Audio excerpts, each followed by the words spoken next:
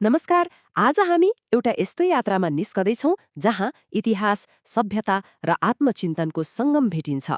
हामी जाँदैछौँ कर्णाली प्रदेशको मुटु सुर्खेतमा, जहाँ एउटा मौन तर गौरवशाली धरोहर छ, काँक्रेबिहार। यो कुनै संरचनाको कथा मात्रै होइन, यो त कर्णालीको आत्माको कथा हो। हो नि, किनभने केही कथाहरू अक्षरमा लेखिएका हुँदैनन्, ढुङ्गामा कुदिएका हुन्छन् र तिनलाई सुन्न हामीले शान्त भएर त्यो ठाउँको मौनतालाई महसुस गर्नुपर्छ। त्यसो भए ल सुरु गरौँ हाम्रो यात्रा। आउनुहोस्, काँक्रेबिहारको त्यो भौतिक र आध्यात्मिक वातावरणमा डुबुल्की मारौँ र हेरौँ त्यसको मौनताले हामीलाई कसरी अतीतसँग जोड्दो रहेछ। सोच्नुस् त, वीरेन्द्रनगर 9 मा अवस्थित छ काँक्रेबिहार, आधुनिक शहरको कोलाहलबाट एकदमै पर, शान्त। एकातिर शहरको त्यो भागदौड अनि अर्कोतिर यो ऐतिहासिक स्थल जहाँ पुग्दा लाग्छ समय नै रोकिएको छ। यहाँ आउनु भनेको केवल एउटा संरचना हेर्नु मात्रै कहाँ हो र? यो त आफ्नै पहिचानको ऐना हेर्नु जस्तै हो। यो अद्वितीय ठाउँले आफ्नो गर्वमा एउटा गहिरो इतिहास लुकाएर राखेको छ। अब यो विहार कसरी बन्यो र यसको वास्तुकला कति चमत्कारिक छ भन्ने कुरालाई अलि नजिकबाट निहालौँ। आखिर के थियो होला यसको तात्कालिक महत्त्व? इतिहासकारहरू के भन्छन् भने काँक्रेबिहार बनेको हो लगभग 12औं देखि 13औं शताब्दीको बीचतिर। त्यो एउटा यस्तो समय थियो जब बौद्ध दर्शन, कला र सहिष्णुता आफ्नो शिखरमा थियो, र यो विहार त्यही चेतनाको एउटा जीवन्त साक्षी बनेर आज पनि हामीमाझ उभिएको छ। यो विहारको वास्तुकला साँच्चै इन्जिनियरिङ र शिल्पकलाको एक अनुपम नमुना हो। कल्पना गर्नुस् त, एउटा पनि इँटा नराखी केवल ढुङ्गालाई कुदेर यति विशाल संरचना बनाइएको छ।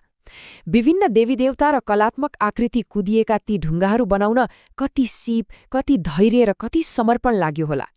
यो खाली एउटा भवन थिएन, यो त भिक्षुहरूको लागि ध्यान, अध्ययन र साधना गर्ने एउटा जीवन्त केन्द्र थियो। हो, यहाँको हरेक मूर्ति र हरेक ढुङ्गामा कुदिएको कलाले भन्छ कि कर्णाली कला र चेतनामा कहिल्यै पछि थिएन। यसले कर्णालीको त्यो समृद्ध कलात्मक र बौद्धिक सम्पदाको कथा भन्छ, तर त्यसलाई सुन्न सक्ने कान र बुझ्न सक्ने हृदय चाहिन्छ। तर कला र आध्यात्मिकताको यो भव्य कथाको एउटा अन्ध्यारो पाटो पनि छ।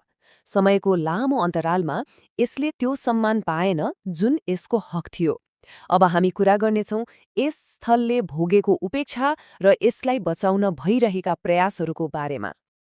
दुःखको कुरा, धेरै लामो समयसम्म काँक्रेबिहार उपेक्षित भयो। यसको त्यो गौरवशाली इतिहासका पानाहरू लगभग ओझेलमा परे।